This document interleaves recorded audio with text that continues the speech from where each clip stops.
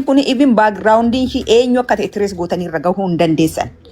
Caaltuun dura lookoo turte Naayiroobii yeroo baqataa turte sana dura eenyu turte namni beeku hin jiru. Gujiin ture jetti, Wallagga ani jetti, Shawaadhaan jetti, Arsiidhaan jetti.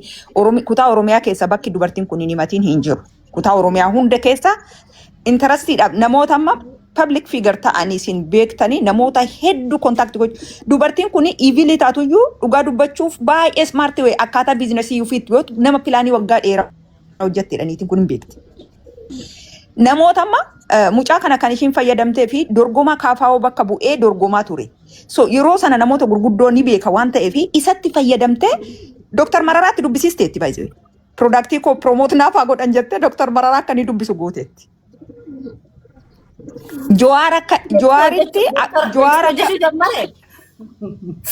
Jowaar mataansaa dubbisiitii itti naayimi jettee push gootee Jowaaritti himamee Jowaar mee waan jettan kana ergaa jedheeni biyyannaa jiru. Tu'eni natti fakkaata mee ergaa jennaani waraqaa ittiin barreessitu waan garaagaraa ta'e no wanti kun genuine miti jedhee ignore godhe jala. Inti gudanya kosse maal share gootas jala seente kosse. Isa kisara yoo seenu absensa. Onne qabda kosse. Namoota gurguddoo ta'an namoota tuttuqxee namatti fayyadamtee anamma kan inni natti bilbilaa turee fi akka inni promote akka inni finni wal beeknuu fi riyaataan waan beektuu fi ishiin promote naafaa gootu product ko kana itti imi jetteetu natti bilbile promote godhi kana jedhe noon jedhen ani fin kana iyyuu beeku noon jedhen niitii nan beeka Naayiroobiittis waan taateef. So nan didee jechuudha. Yeroo nan diduu laal connectionii isaa immoo akkaataa ishiin ittiin kat goote hiriyoota isatti baay'ee dhiyaatan jettee konspirasii ajaa'iba irratti hojjettee hiriyoota isaa hunda wal lolchiisteetti irraan kutte. Amma maal jettee mucaan kun lola keessatti madaa'eera rakkoon irra gaheera ni ta'e miidhameera miilli isaati. So bilisee waan siin jettee kun lola irratti maal madaa'e otoo dheensuu leenci waraanee udduu waraanee something like that. Waan akka kanaa siin jettee so hiriyoota isaa hunda ebelu kana siin jedhe ebelu kana siin jedhe ebelu kana siin jedhe jettee sobattiin mulu dabalatee si dabalatee sitti meera waan ishiin jetteen isaan. So namootaan illee relationii inni qabullee balleessaa turte ammoo connectionii inni qabutti fayyadamtee promote goota maaliifuu karaa ebeluu yoo dhufe waan jedhamuun amma laal Dr. Mararaatti qunnamtaniitiin kun wanni ishii product ishii kana beeksisuuf deebitee immoo Dr. Mararaan birrii narraa liqeeffatee naganii hanga jettu geesse jechuudha. Dinquun narraa liqeeffatee nagane ebeluun narraa liqeeffatee namni ishiin maqaa hin balleessin jiru dubartiin kun. Kun dhugaa dubbachuuf yoonach maafariyaa nagarnaat dhugaa dubbachuuf nama maafiyaa eessa akka baatee fi maaltu akka ta'e amma ani Oromoodhaa jechuu erga sila caaliini ani Oromoo taatee jedhu no Oromoo ta'uu maaltu beeka. Dubartiin kun yoo xiqqate maqoota 10 ol qabdi. Maqaa garaagaraa bakkee deemtu hundatti maqaa arabaa fatti. Eessa akka ishiin dhufte eenyu akka taate namni beeku hin jiru.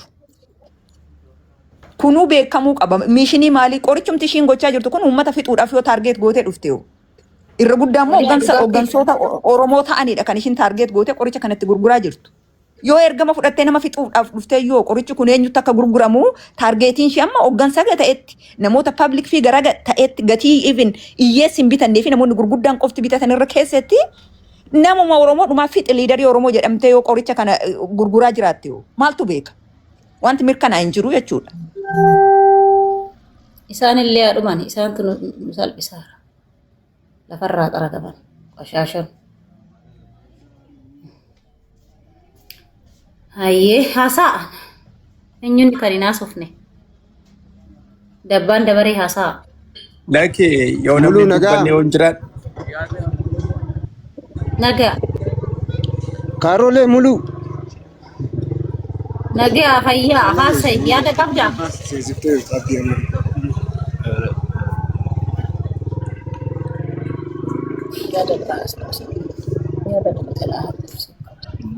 Hayyee caali.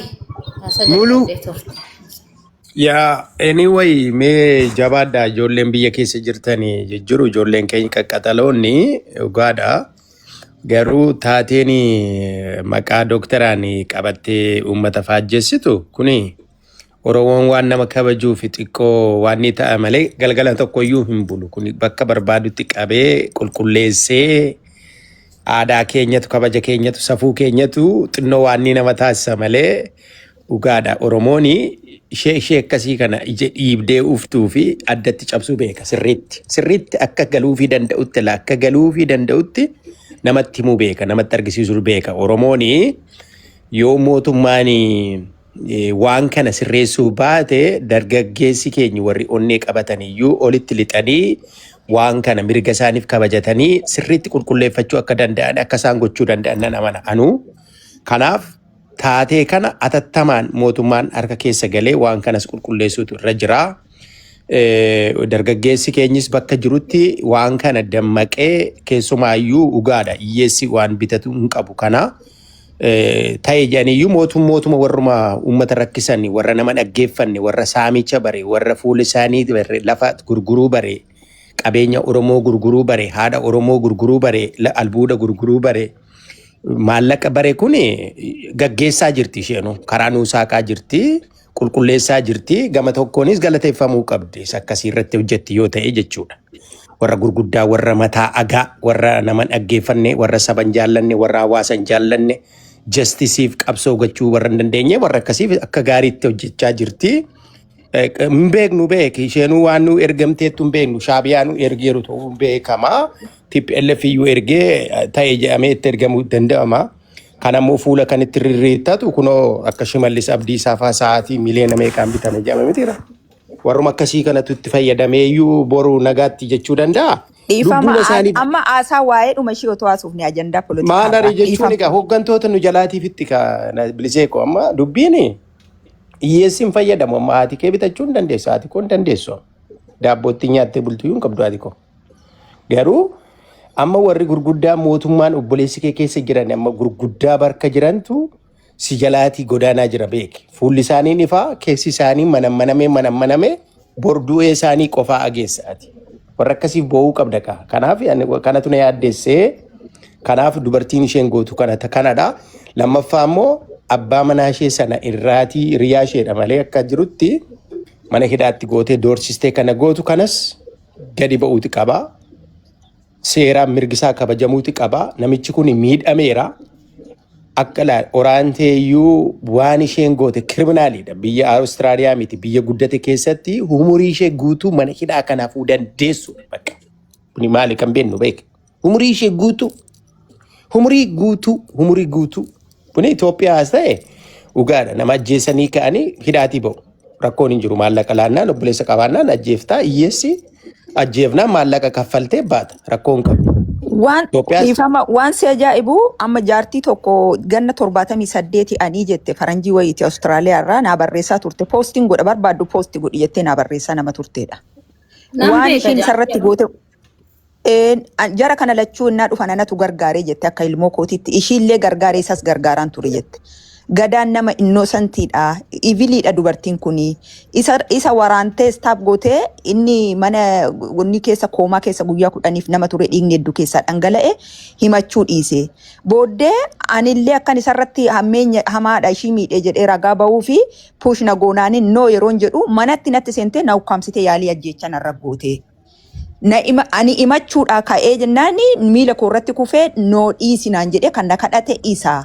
Akka seera biyya kanaatti $500 $500 fi hidhaa guddaa ishii adabsiisa ture. Yakki ishii narra goote. Sana otoo himatiin nan dhiise. Dubartiin kun yakka gurguddaa nama hojjataa jirtu ani ragaan bahaa naan jettee waan ishii na barreessite inni guddaatu jira sheeriin godha Facebook irratti sheer godhi naan jette naa eeyyamteetti.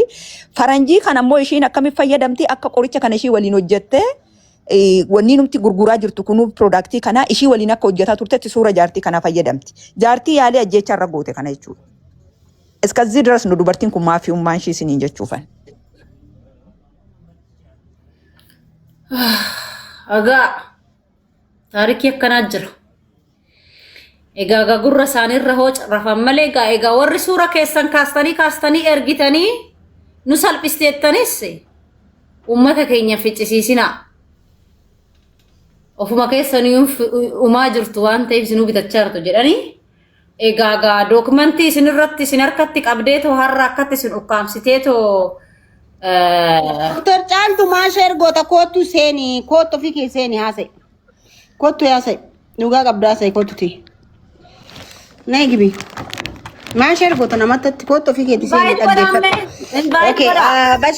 Follow na Kada namni maat gabu. Kottu seeniti haasa'e. Rashar gola asii dura. Jarana hin seenanii dhiisa. Dubartiin seentee waan haasoftu hin beektu. Hangina doktara dubartii qabna nda'uun doktorummaa kee akkamitti akka fudhatte nuu ibsi. Geeba sii kennuu qabna.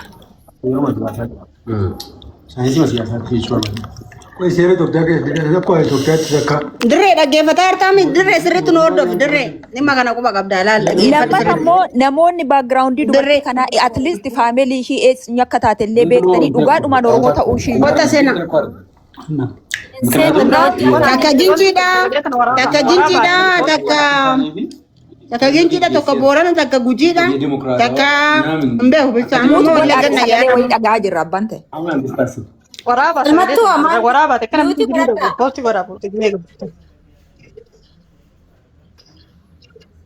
ol deebisi Jamiila ol deebisi. Jamiila erga. Jamiila lakkoofsa lama barreessimee. Mureetaroonni namuun jirtanii as jala. Naman galchitanii akkana guzeen godhani ganuu iskiriinii maqaan namaa na jalaa bada. Lakkoofsa lama barreeffame Jamiila. Okay. Hunduu lakkoofsa lama barreessee maaltu na siqa jiran. Amma bahuufanii ilaala kanoo kana maran bitadhe ilaal kuni mara. Sanatti nagarsiisa ba. Neefet. Kana maran bitadhe ilaal. Namni ta'e muut godhama. Mulu nama ta'e nama eenyudha nama akka ta'e muut godhi haasaa jira jala. Ana bira haasaa jira ana bira haasaa jira. Yeroo tokko sagalee yeroo tokko baafite. Kino amba ofiin jira. Qoyzuum irra siqa. Oliveera juusii jedhame kana dhugaan ture. Maarree masuukoo hundinuu goote.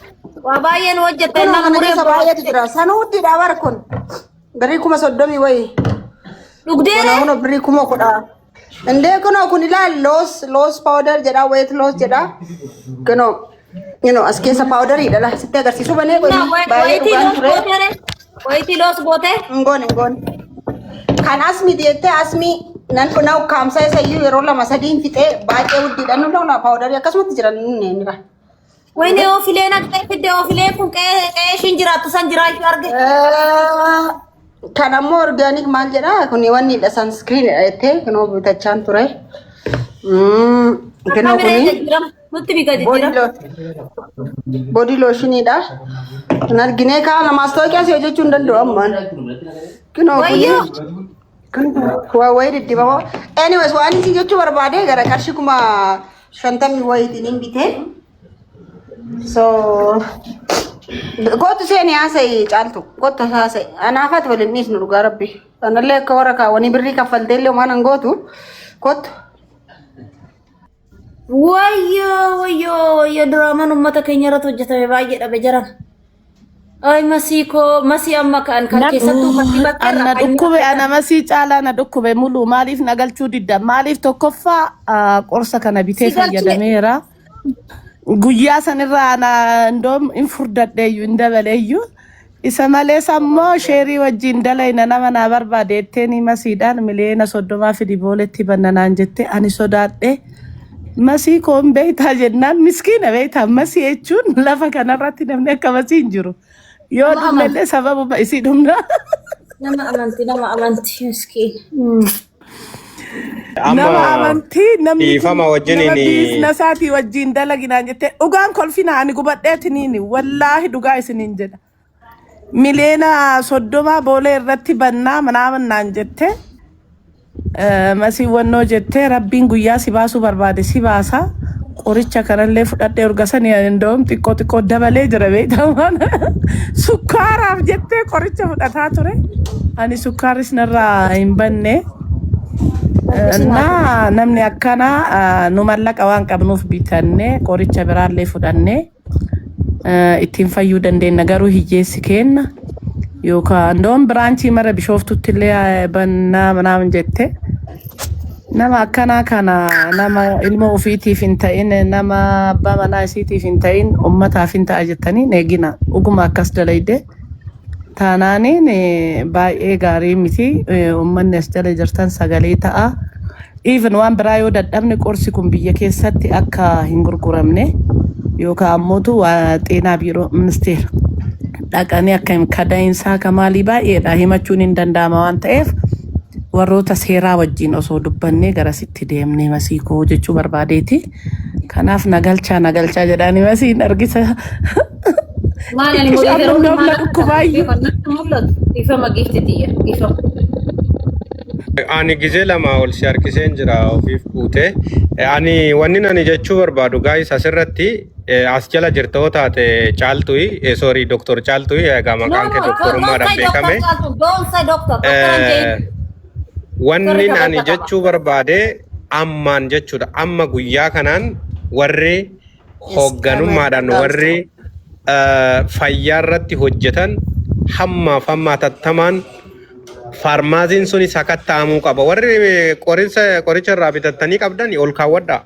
Maaliifini gaafa qorichi suni hundumti isaa teesti ta'eetu achi keessaa ba'ee laaboraatooriidhaan waa hedduudhaan qoratamee gaafa fayyaa dhala namaa irratti miidhaa hin ga'u jedhamee gaafa qoratamee too ba'ee rakkoo qabaate isinis himannaa keessanitti fufuu dandeessu jechuudha. Warri miidhaan isin bira ga'e tokkoffaa warri immoo akka isin dhugaa kana hin baasne miidhaan isinirra ga'e dhugaa kana hin baasne qullaa waraabatii natti ergaa jettee isaan isin sodaachisaa too warri jirtan dubbattanii jirtu. Isinitti meerami maqaan ishii feekiin Naayiroobiitti amma waraqaa UNHCR ishii lookoo guyyoo boruutiin beekamti. Lookoo guyyoo boruuti maqaan ishii. Sana duras immoo maqaa biraatu ture maqaan ishii sanan turre. Laala dubartii